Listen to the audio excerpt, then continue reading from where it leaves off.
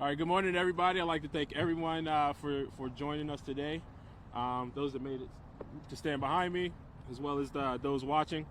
My name is Giovanni Patterson with People for Elected Accountability and Civic Engagement, also known as PEACE. I'm a proud Baltimore City resident, a husband to a former Baltimore City public school teacher, and a father of two.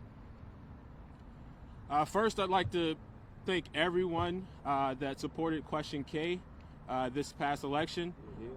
We successfully were able to get Question K term limits passed on the ballot.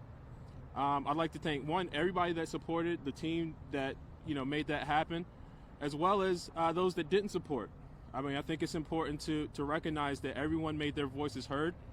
Right. Everyone came out and vote, whether they voted for it or against it. But we are one city, and it's time for us to work together and to continue to work together.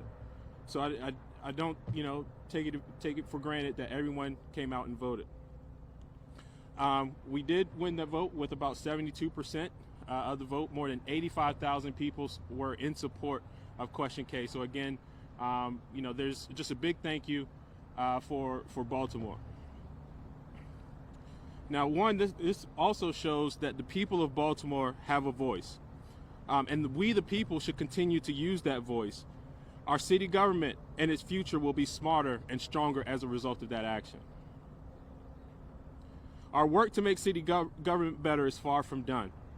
We still have a lot of work to do, and it starts with fighting back against corrupt, self-serving money grabs by our Baltimore City Council at the expense of those they were elected to serve.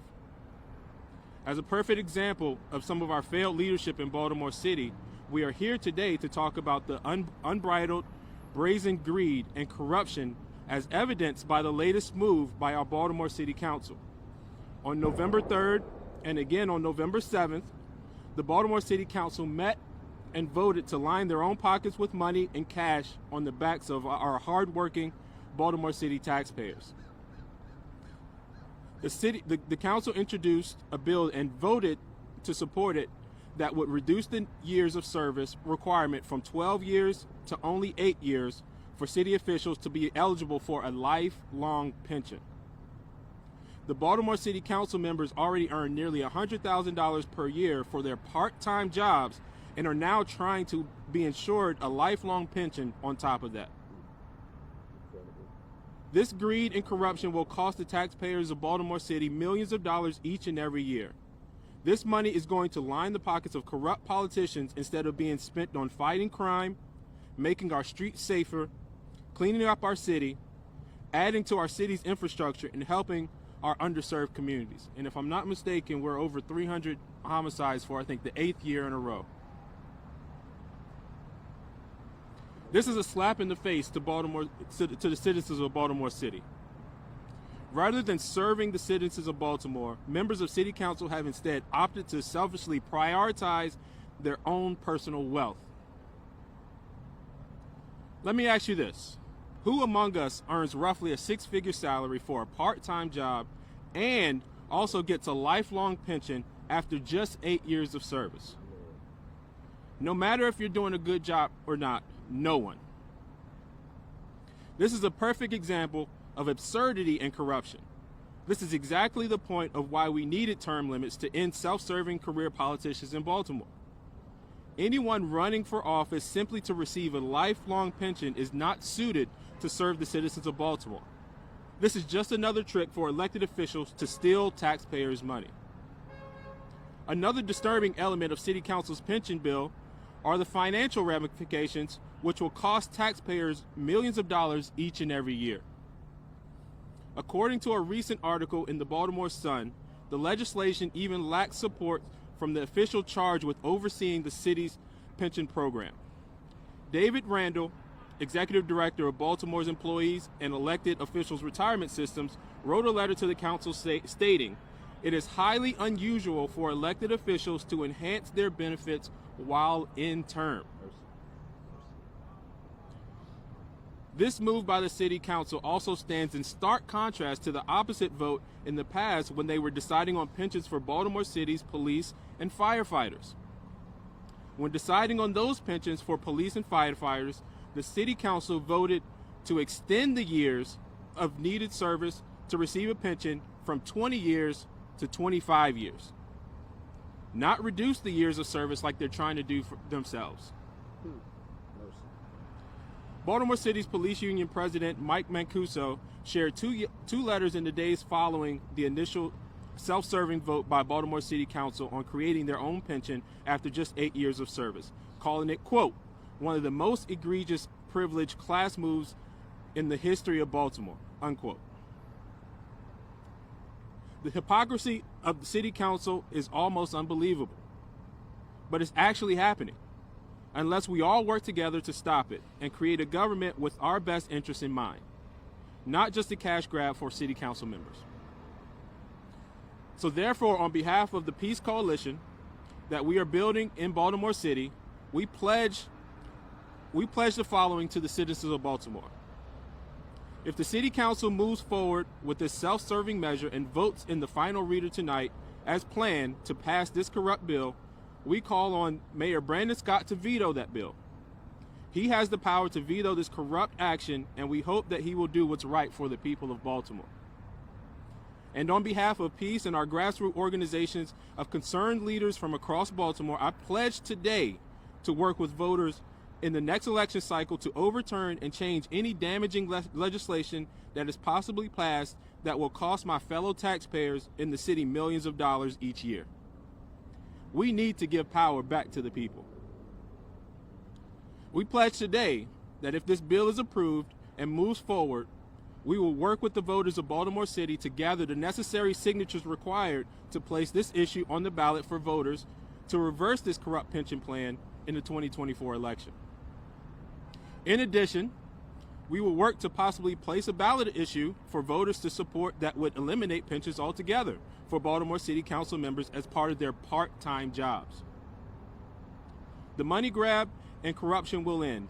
We deserve elected leaders that care about us and making Baltimore a better place for all of our families, not just a cash cow for corrupt leaders. Finally, as we work to put an end to corrupt, self-serving politicians in Baltimore City who prioritize their own profit and greed over the needs of the citizens they were elected to serve, Peace pledges to work to identify and support a new generation of leaders beginning today. We will work to support new leaders in every council district in the next general election that will work to challenge, defeat, and replace every single city council member that votes to support this corrupt legislation. We look forward to continue our important work in cooperation with the concerned citizens of Baltimore to fight for additional reforms and to embrace creative ideas and solutions from new leaders in Baltimore City. Politicians are supposed to serve the people, not themselves. Now, here's what you can do today. To all those watching, all those listening, right now, first you need to find out what council district you're in if you don't know. You can go to www.baltimorecitycouncil.com/about, plug in your address, and find who your council member is. Their information is there. You can call their office. You can send them an email. So I recommend doing one or the other or both. And reference file number 220292. Again, that's file number 22-0292, which is this pension legislation. Make your voice heard.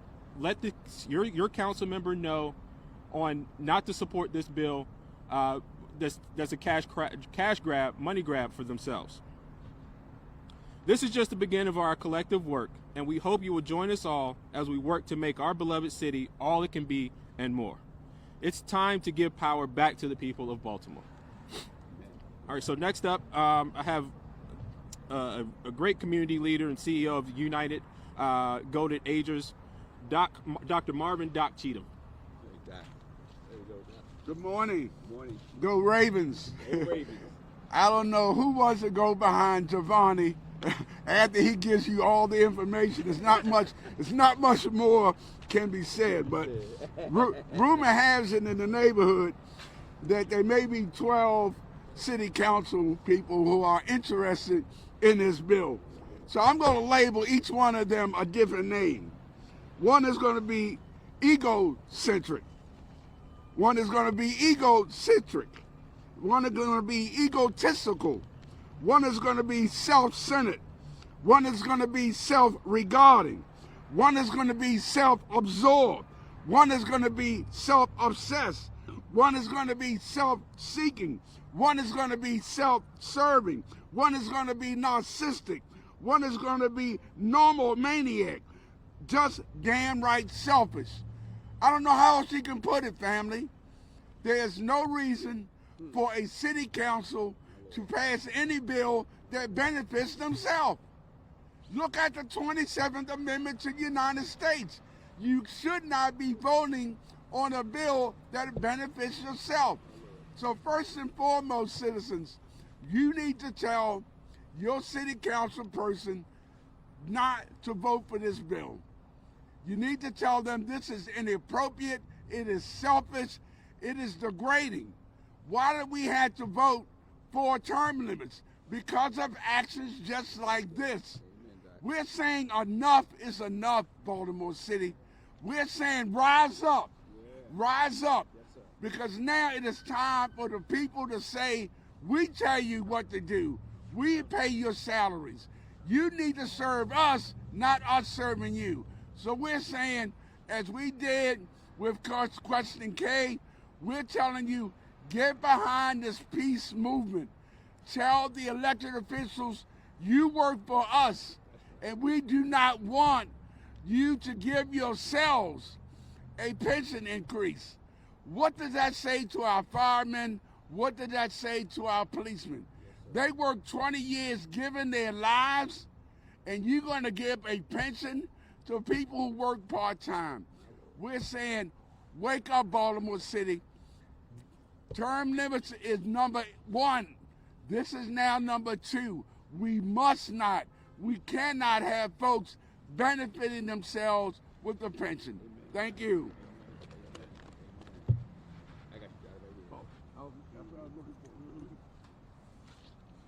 Thank you, Doc. Next, I'd like to bring up one of the founding members of Black Men, Unifying Black Men, and that is Mr. Bill Gooden. Hi, Bill. Go, Bill. First, just want to say good morning to everybody and thank you for this opportunity. I'm down here because all of us know that this is totally unfair. I mean, you know, to get a pension after 8 years when people water bills is constantly going up and you haven't had a city council person say nothing about people paying water bills for $300 and $400 a month. And I know some of us been going down to the council fighting that issue. So I'm encouraging people to please come out tonight at 5 o'clock when city council had its hearing, so you can let your city council members know that you disapprove of what they're doing and that you will not tolerate such action as this here. Thank you. Good job, Bill. Yes, sir. Yes, sir. Thank you, Bill. So finally, I'd like to bring up former independent candidate for mayor, local community leader, and entrepreneur and business owner, Mr. Bob Wallace. Thank you, Giovanni. Thank you. Thank you. You know, beloved, if there was ever a time for strong leadership, that time is now. If you look at our world on a global level, there's wars, rumors of wars. Our planet is melting right before us. You look at nationally, we're fighting a civil war. I've never seen America as divided as it is since the 1960s. If you look locally at our local government, at our city, our kids are not being educated. We can't pick up the trash. As Giovanni said, we've passed 300 homicides already this year.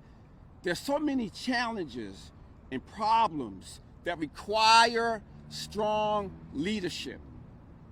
If ever there was a time, a need for strong leadership, that time is now. That's right. And so as I think about the people on City Council who are about to make this decision, I want to ask them, what kind of leaders are they? Because to be a strong leader, you've got to have the right North Star. The right North Star.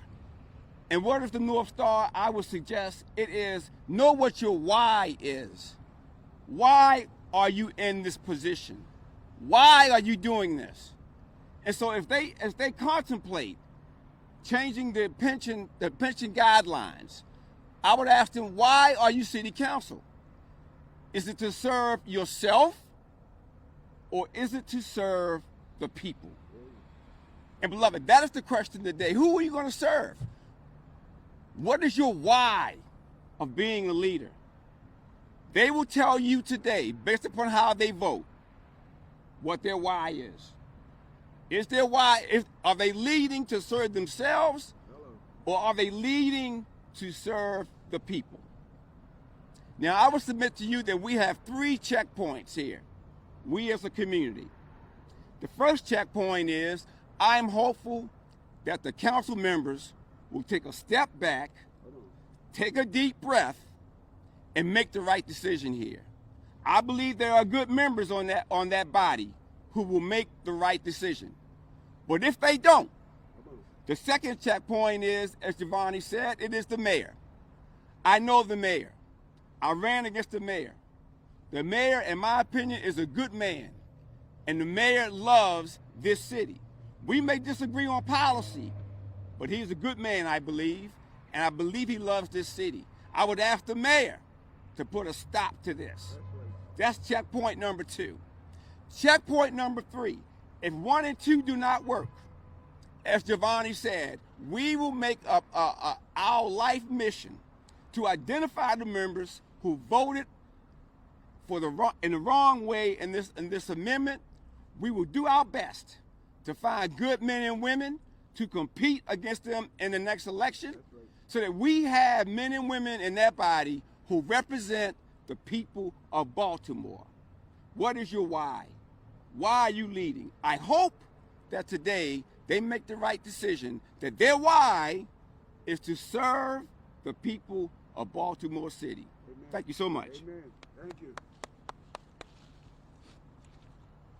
Thank you, Reverend Wallace. Go ahead, Giovanni. Oh, man. So as we wrap up, I just like to say I love this city. And when you love something, you fight for it. Yes, sir. Last night, my daughter and I were having a conversation, and this, you guys cut the cameras if you want, but my daughter and I was having a conversation, and she said, "Daddy, I just realized how much you love me." Mm-hmm. And the thing is, like, she really doesn't know how much I love her. Amen. And when you love something, you fight for it. That's right. I love this city. This is where I was born. It's where my kids was born. It's where I met my wife. Guys, we got to fight for our city. And I know it seems like we come over here and bash and seem, we complain about what's going on. No, that's not it. That's not what we're about. We're here because we love the city. Right is right, wrong is wrong. It doesn't matter what skin color you are. Amen. That's right. Right is right, wrong is wrong. That's right. That's right. We have a city that's hurting. Yes, sir. Big time. We have a city that's dying. Baltimore is smaller today than it was in 1920. Baltimore has some of the most skilled musicians that I've ever seen. Some of the most talented artists that I've ever seen. I used to play drums at Morgan State, and the artists that would come through there blow you away. I've been in the studio with Don Trunk, and some of the artists that have come through there is amazing. And Cariz Marcel. We have entrepreneurs right here in the city. We have to stop lowering the bar. The highest our kids could be is not squeegee kids. We have to start setting higher standards all across the board. And I'm tired of the city council, I'm tired of the government just getting by with low expectations and low standards. And that goes for all of us. This is what peace is about. People for elected accountability and civic engagement. So people of Baltimore, it's time for you to stand up as well. Because we're all responsible for this. How we got to where we are is all of our fault. Amen. This organization is taking a stand to fix that. That's right. Now, if you want to come along with us, you can go to bemoreaccountable.org. Make sure you can sign up and get more information on what we're doing. We're going to be updating the website so you can stay involved. But right now, it's time for the people of Baltimore to have their voice. It's time for the people of Baltimore to get the power back in their hands. You want to see safer streets? You want to see better schools? You want to see more accountability in our city hall? It starts with us. So I'd like to thank everybody for joining us today. Thank you guys for standing behind me. Thank you, sir. Again, we got work to do, and thank you. That concludes our press conference today. Thank you very much. Thank you. Thank you.